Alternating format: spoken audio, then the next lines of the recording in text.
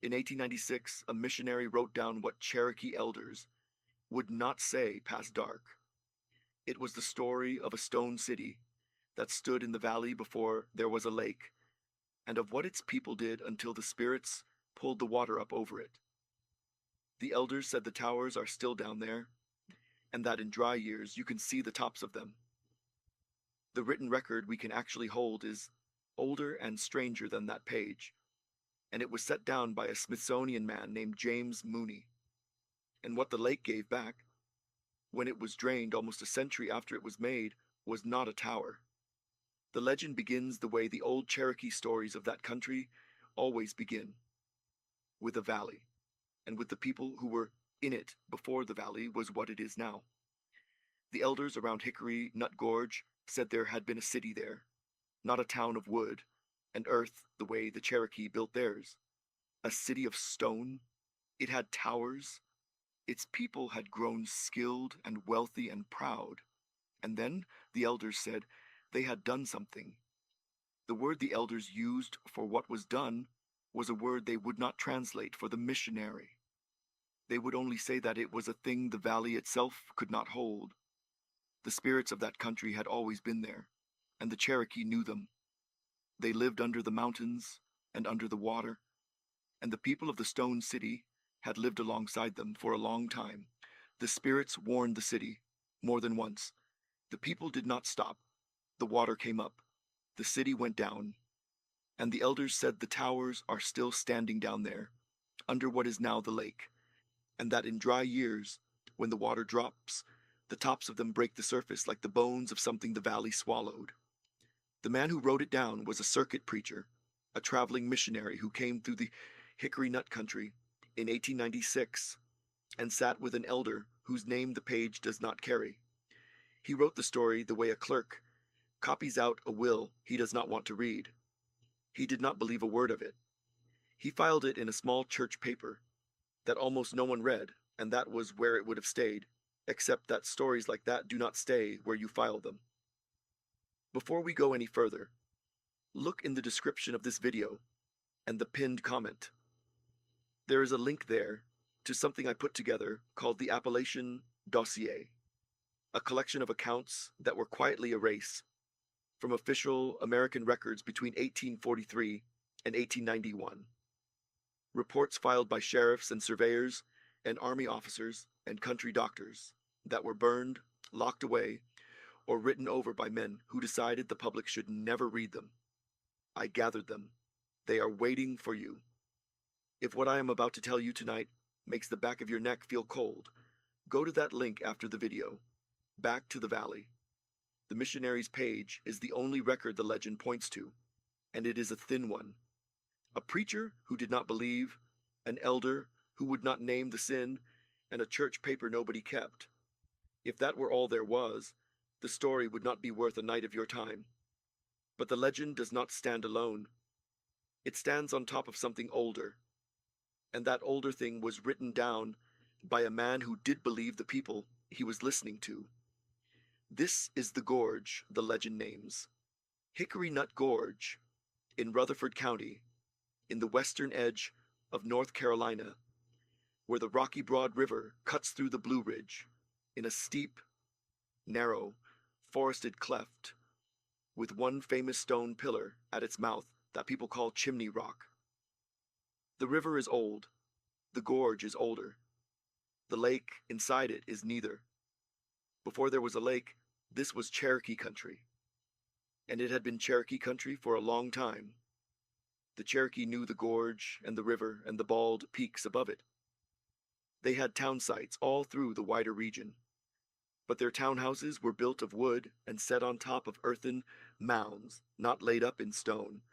That is the detail to hold on to. The real architecture of the Cherokee, the kind the archaeologists can put a trowel into, was timber and earth. A city of stone towers is not what the Cherokee built. It is what the legend built. The valley itself, before 1925, was not empty and it was not wilderness. It was a worked valley. There were farms cut into the slopes, homesteads along the river, a few roads that wound down to the water, and families who had been on that land long enough to have names the valley answered to. One of those families was the Tanners, on the shoreline, and you will hear that name again before the night is over, in a place you will not expect. The Rocky Broad was a river. People fished and forded and let flood in the spring and drop in the late summer. It was a lived-in place, and when the water came up over it, something real was lost, and the ones who lost it were still alive to remember it. The Cherokee had a way of talking about places like this. A gorge was a door, not a cut in the rock, and a door could be watched, and a door could be closed. The bald peaks above Hickory Nut were the kind of place the old stories said the spirits kept for themselves. The high, open ground where no timber grew and no one lived and no one hunted, unless he was willing to be watched back. The river below was the kind of river that decided things. It flooded in the spring whether anyone wanted it to or not. It dropped in the late summer and showed the rocks it had been hiding. A country like that does not have to work hard to produce a story about water taking a town. Stand in the gorge the way it was, before the lake, and you can feel why the legend lives here and not somewhere flatter. The walls are close, the river is loud, the light goes early. A valley like that holds a story the way a jar holds water, for a long time, without spilling, until something finally tips it over and the story runs out, across the ground for anyone still close enough to catch it. There is a question this audience asks more than any other, and it is the right question. Oral history against the written record. What did people carry by mouth? And what did other people write down? And how much of what got written down was the truth? And how much was what the writer decided you should hear? The Cherokee carried their stories by mouth, across generations, through the removal, and after it, through everything that came after the removal too. White America, for the most part, wrote down what it wanted to remember, and let the rest go.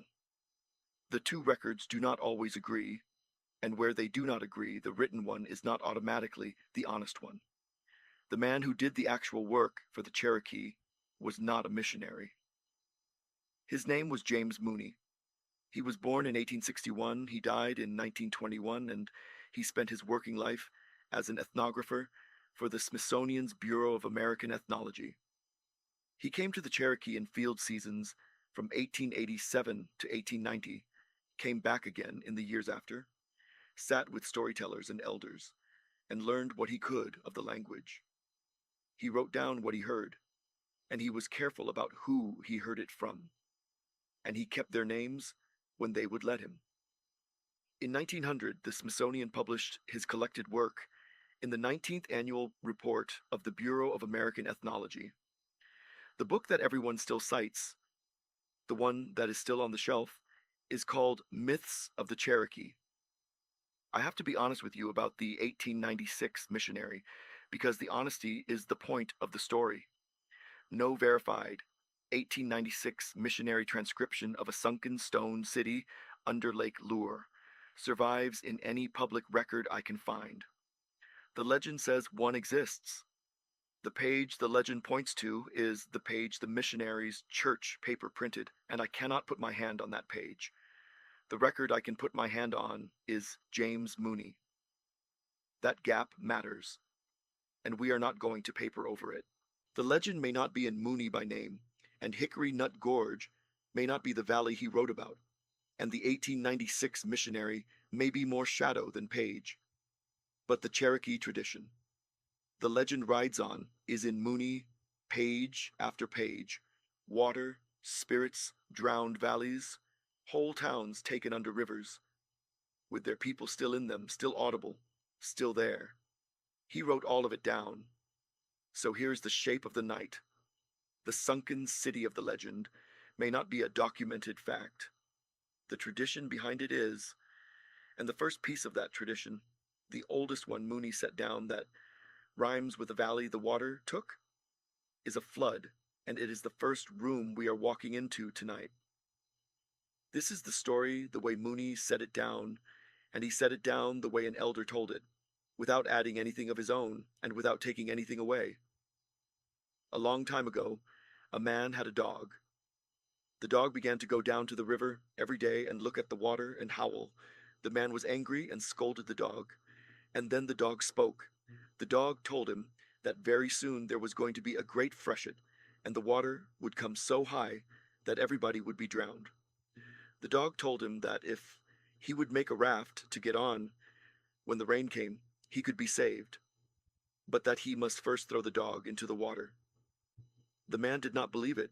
The dog said, "If you want a sign that I speak the truth, look at the back of my neck." The man looked. The skin on the back of the dog's neck was worn away, down to the bone, and he believed. He built the raft. He loaded his family and plenty of provisions onto it, and they all got on. The rain came, and it rained for a long time, and the water rose until the mountains were covered, and all the people in the world were drowned.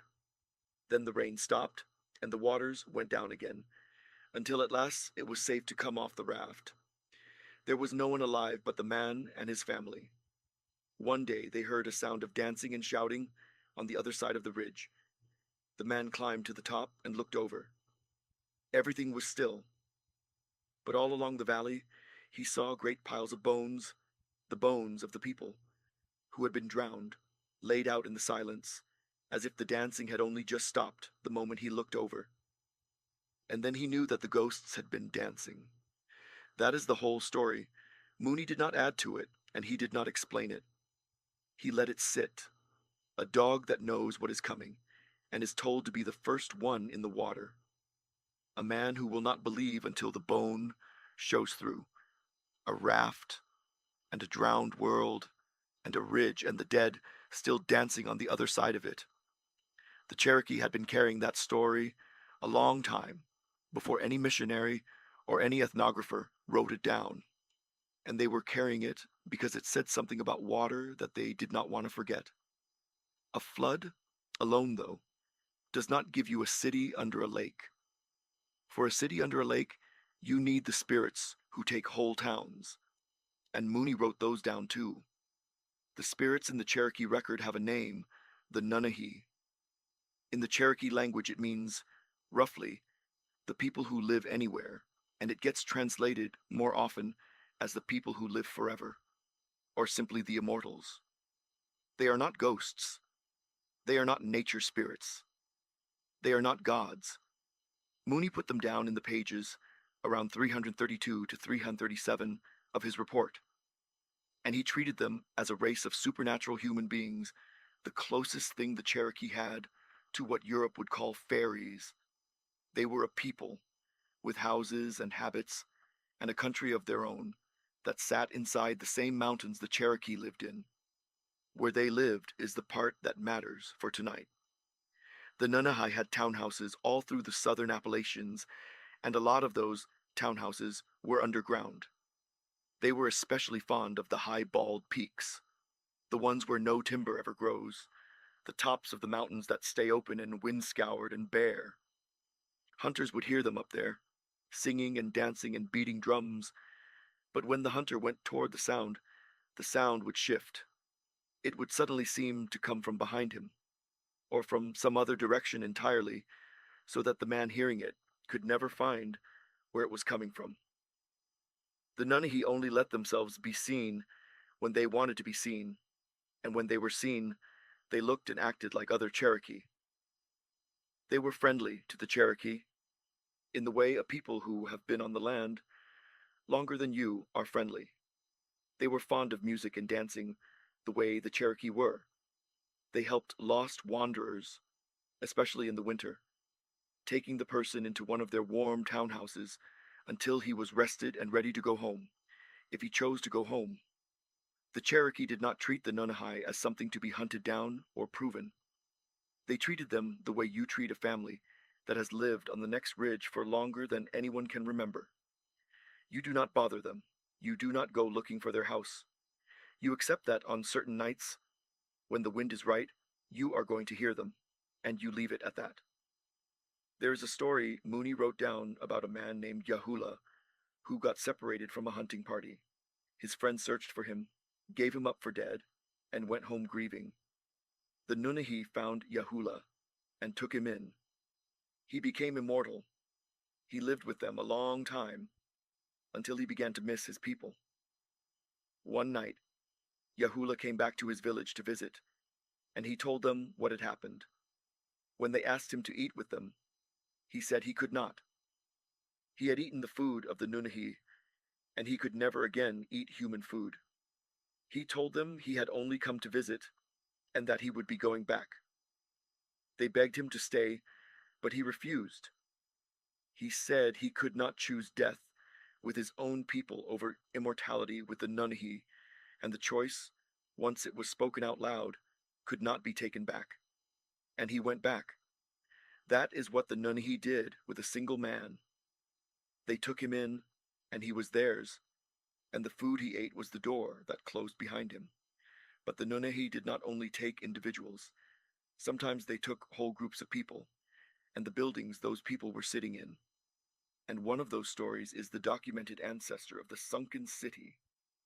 Long before the removal, the Nunnehi came to a group of Cherokee and told them they would return in 7 days to carry away the townhouse, along with anyone inside it.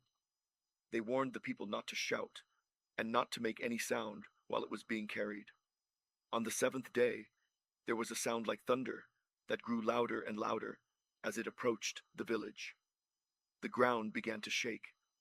Despite the warning, some of the people got frightened and screamed when the ground moved. The Nunnehi were startled by the scream and dropped part of the townhouse. That part fell to the ground and became the mound at a village the Cherokee called Setse. The Nunnehi steadied themselves, and they carried off the remaining part of the townhouse, with the people still in it, to a mountain called Lone Peak. There it was changed to solid rock, and the people inside it became invisible and immortal, like the Nunnehi themselves. That is one. There is another, and it is the one to sit with tonight. In a different telling, the Nunnehi invited a group of Cherokee to come live with them, and after the 7 days had passed, they returned and took the people to live with them underneath the Hiwassee River, near the place where Shooting Creek comes in. The people who went under the river were not gone. They would sometimes catch the fish drags of their kinsmen, the nets and lines the living pulled through the water, because they did not want to be forgotten. And on warm summer days, when the wind ripples the surface of the water, the voices of the people under the river could sometimes be heard by the ones floating by on top. Read those two stories side by side, and the pattern is hard to miss. In one, the town goes into a mountain and turns to stone. In the other, the town goes under a river and stays alive. Solid rock in one, open water in the other. Invisible people in one, audible people in the other. The Cherokee did not treat these as two different kinds of event. They treated them as the same event, happening to the same kind of people. In the only two places the Nunnehi ever put a townhouse that they took, inside a mountain or under a river. The legend of the stone city under the lake is the third sentence of a story Mooney only got the first two of. Now, I asked a question in the back of my mind a few minutes ago, and here is the answer. In the documented Cherokee record, the spirits take a whole townhouse, with its people inside it, and they put it under water, and the people are still there, and the living can still hear them. That is the Sunken city, not under Lake Lure, under the Hiwassee, but the shape of it is identical to the shape of the legend, a town taken by spirits, put under water, its people kept, the surface of the water still carrying their voices. The legend the missionary wrote down in 1896 is not a thing made up out of nothing 100 years later. It is a regional telling of a story type Mooney documented across the Cherokee Nation. The gorge just told it about itself. So the legend has roots, in a real record, on a real shelf. The next question is whether the Cherokee record also explains why the spirits would drown a place, instead of simply living alongside it, instead of staying in their townhouses under the bald peaks the way they always had. And it does. The reason arrives in 1838. The removal came in 1838. The Cherokee were forced out of their homeland and marched west to Oklahoma, and a quarter of the nation died on the way, and the people who lived through it gave the road a name that is still the name of it: the Trail of Tears. It is the kind of event that does not need a legend to make it worse. It was already worse than any story the mountains kept. The soldiers came to farms and towns that had stood for generations, and they gave the people hours to pack, and they walked them off the land at the point of a gun, and the land stayed behind, and most of the people did not. Before the soldiers came, the Nunnehi came to a Cherokee village with a warning. They told the people to pack up everything they had and be ready to leave in 7 days, because a great catastrophe was about to happen, worse than anything that had ever happened to the Cherokee, and they were inviting the people to come live with the Nunnehi instead. After 7 days, the Nunnehi returned. They led the people to a large stone deep in the mountains. As the people watched, the stone rolled away, and there was an entrance into the mountain. Inside was the most beautiful place any of them had ever seen. Many families rushed in without looking back, and some refused. They stayed outside, and they were the ones the soldiers found, and they were the ones forced on the march to Oklahoma. The story says the eastern band of Cherokee, the ones still living on their own land today, descend in part from the families who went into the mountain. That is one side of the spirits. They open a door and take their people in. There is another side, and it is the one that explains the water. Near the old Cherokee town of Tougaloo, there was a circular depression in the ground, about the size of a townhouse. The inside of it was waist deep, and it was always clean, as if it had been cared for by hands no one ever saw. Travelers, passing by, would throw rocks and logs into the depression, and when they came back, the rocks and logs would always be lying far away from it. The Cherokee believed the place was a Nunnehi townhouse, and they left it alone out of respect. Eventually, some logs got thrown in and were allowed to stay, and the Cherokee concluded that the Nunnehi had grown annoyed by the presence of white men and had abandoned their townhouse forever. Stop here for a second, because this is the turn of the night. The spirits do not only take people in, they also withdraw. They take their townhouses and they go because of what the newcomers did. That is the documented Cherokee explanation for why a place might be emptied and why the water might come up over it after it is emptied. The legend says the stone city was drowned for an unspeakable act. The record says the Nunnehi abandoned Tougaloo because of the white men. Those are the same gesture, told in 2 registers, one in myth, one in memory. And the legend of the sunken city lays them on top of each other and lets the older one carry the newer. This story is being told to you by the voice of the Ridge. If you have made it this far without subscribing, tap that button now. And if you are hearing this on a channel that is not ours, someone has taken our work without permission and is passing it off as their own. Report it for us. Now let me get back to the gorge. Lay the legend next to the record and the joins show, the way the joins, in a well-made chair, show when you turn it over and look at where the pieces meet. A settled place in a valley, a people who had been there long enough to grow proud, spirits who had always been there alongside them, a line crossed, and a warning the people did not heed, water or stone, taking the place and everyone in it, and the taken not being gone, only moved, still present, still audible, still visible in the dry seasons when the surface drops. That is the Cherokee story type, and it is consistent across every version Mooney wrote down. The deluge, the townhouse carried to Lone Peak and turned to solid rock. The people taken under the Hiwassee, still pulling at the nets of their kin. The stone that rolled open in 1838. The abandoned townhouse at Tougaloo. 5 tellings, 1 shape. The sunken city of Hickory Nut Gorge is a sixth telling, set in a specific valley, in the local clothes of that valley. The stone towers are the legend's own embellishment. The real Cherokee architecture was wooden townhouses on earthen mounds, and the real spirit-drowned towns in the record sit under rivers and inside mountains, not under a skyline of stone spires. None of that makes the legend a lie. A story wearing local clothes is still a story. The gorge had a real valley, a real river, real spirits in the older record, and a real reason in the removal for the spirits to withdraw. It stitched those together the way any place stitches its own version of a story it already knew. Read the legend through that frame, and the parts that felt vague get specific. The warning the spirits gave the city is the warning the Nunnehi gave the village before the removal. The unspeakable act the elders would not name is the same silence the Cherokee kept around what the white men did to the country. The kind of silence a people keep when naming the thing out loud would only make it more real. The towers, visible in dry years, are the voices on the Hiwassee, the people under the water who do not want to be forgotten. The legend did not invent any of those pieces. It borrowed them from a tradition the Cherokee had been carrying for as long as anyone can remember, and it set them in the closest valley the storyteller knew. Here is what I will claim and what I will not.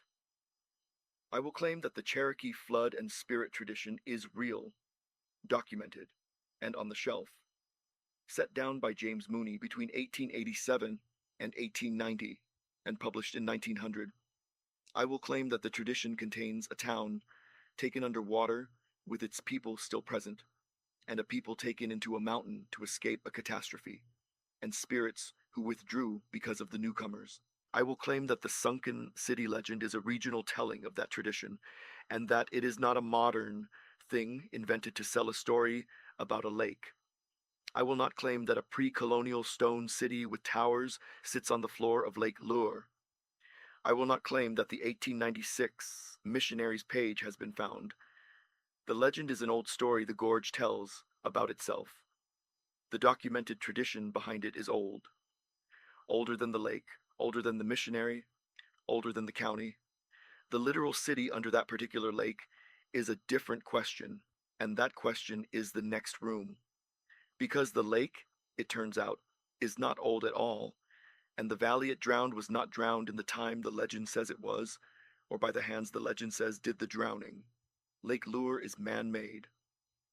In the early 1900s, the Morse brothers bought up the land inside Hickory Nut Gorge, the kind of large country purchase that gets made when a few men look at a valley and see something other than the valley. In the early 1920s, a company called Carolina Power was spun out of Chimney Rock Mountains Incorporated, and its job was to build a dam across the Rocky Broad River and make a lake. The dam was finished in 1926. The lake filled in 1927. The town of Lake Lure was incorporated the same year, named for the lake that had not existed the year before. The reservoir is about 800 acres. It is a century old and not a day more. The valley that went under was not empty. I said that already, and I am saying it again because it is the part that matters. There were farms on the slopes. There were homesteads along the river. There were the families who had been on that land long enough to have names the valley answered to, and the Tanners were one of them. Roads wound down to the water, with crossings and the everyday architecture of a lived-in Appalachian valley. To make the resort lake, that valley was deliberately flooded. A real, documented, deliberately flooded place. That part of the legend is true. The water did come up over a town. It just happened in the 1920s, not before the white man. And the people who did it were developers and a power company, not spirits. This is the hinge of the night. The legend says the spirits drowned a city for its sins. The record says a power company drowned a valley for a resort. The gesture is the same. The water coming up over a place people lived, and the place going under, and the ones who had been there, either leaving or being moved. The agency is different. The legend gives the drowning to the spirits and the blame to the drowned.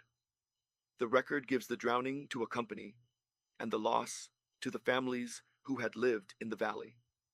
Two tellings of the same flood, one in myth and one in the county deeds. And then, in 2024, a hurricane came through the mountains and the lake was nearly emptied, and the valley gave back what it had kept for almost 100 years. September of 2024. Hurricane Helene came up out of the Gulf and into the mountains, and the mountains were not ready for it, and the town of Lake Lure called itself utterly destroyed. The language was not exaggerated. Homes went, and docks and boathouses went, and roads went. The wastewater plant took a hit it is still recovering from. The lake itself, the thing the whole town is built around, filled with silt and storm debris and the wreckage of everything the flood had carried down the gorge, and it was left broken in a way that a lake of that age does not normally get broken. A resort lake is not supposed to look like that. It looked like that. The recovery was large and it was slow. The town worked with the United States Army Corps of Engineers and a set of private contractors, and the job was to clear the sediment and the debris out of the lakebed so the lake could come back. To do that, they had to drain it. They pulled the water down. By the spring and summer of 2025, the lake was lower than it had been at any point since it was first filled in the 1920s, down to about 963 feet, and the floor of the old rocky Broad Valley, the valley the legend is set in, was exposed for the first time in almost 100 years. The lakebed was off limits to the public. The crews worked it in heavy machines, and the rest of the town stood on the shoreline and watched a place they had only ever known as water turn back into ground. What came up was not stone towers. A 1920s Model T style truck came up, sitting in the mud of the old valley floor, almost certainly left behind when the lake was made. The best guess is that it broke down or got stuck, and was simply left there to be swallowed by the rising water when the dam was finished in 1926 and the lake filled in 1927. A wooden boat came up, 32 feet long, with a name still visible on the side, and the name was Pooh Bear. It had belonged to the Tanner family, one of the original developers of the region, the same family that was on the shoreline when the valley was still a valley. The boat had been bought to run as a water taxi. The plans for that fell through. It broke free in a storm and sank sometime after the Great Depression, and it had been gone since the 1950s. Sunken rowboats came up. Big tree trunks came up. Vehicle parts came up. The ordinary lost inventory of a 100-year-old lake. Jake Mole, who owns the Lake Lure Dock Company and has worked that lake for decades, put it on the record. He said this is the first time the lake has been this low since it was first filled nearly a century ago, and that they are seeing things no one has laid eyes on in generations. He said the boat likely broke free during a storm and sank sometime after the Great Depression. The crews pulled more than 376,000 tons of silt out of the lake in the early going and tens of thousands of cubic yards of storm debris, and later updates pushed the total past 1,000,000 tons. The lake bed stayed closed. Locals hoped the lake would be on its way back toward its old state by the summer of 2026, and by early 2026 it had started refilling. There is something quieter than a stone city in that list, and quieter is harder to carry. A stone city is a thing you can stand in front of and feel the size of. A truck in the mud and a boat with a family name on it are smaller, and they are sadder because they are specific. The Tanners had a boat. They named it after a bear in a children's book.